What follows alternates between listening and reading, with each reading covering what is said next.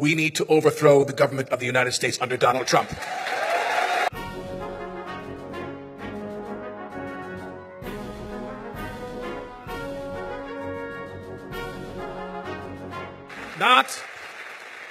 Not in any violent or unlawful way, but it must be overthrown nonetheless.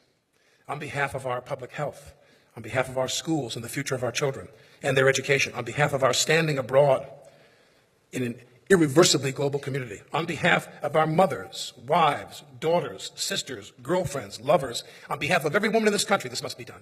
There is a small cadre of people currently in power who are hell-bent on continuing a malicious immigration policy that has set this country up for charges of human rights violations by the global community. This cadre has looted money from the federal treasury and deposited it directly into the bank accounts of their most ardent political supporters, so that they and several generations of their descendants will have the resources to maintain the GOP in political power for as long as possible.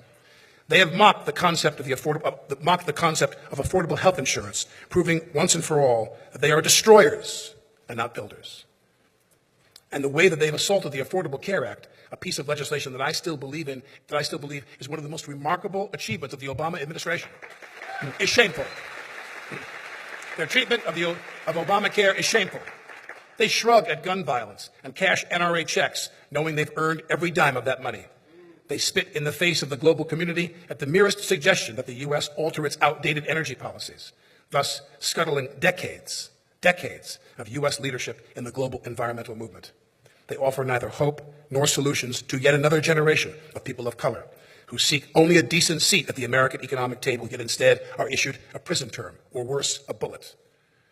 They view and treat women as human beings that are not entitled to the same constitutional protections that men are. They are sons. They themselves are sons, husbands, fathers. And yet when the time arrived in the thick of the Me Too movement to set politics aside and establish that women's rights were more important than political expediency, they failed. And it was ugly.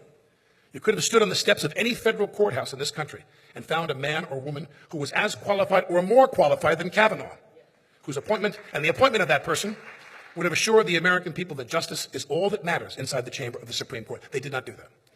It is time to overthrow the government of Donald Trump. Democrats may not have as many rich, power-mad billionaires pulling their strings like the GOP has, but our advantage is that all of those billionaires still only have one vote. There are more of us than there are of them. And when we vote, we win. And the only way we don't win is when we don't vote. Let's overthrow the government of Donald Trump peaceably, lawfully, and with extreme prejudice. Let's make America great again by making Donald Trump a casino operator again.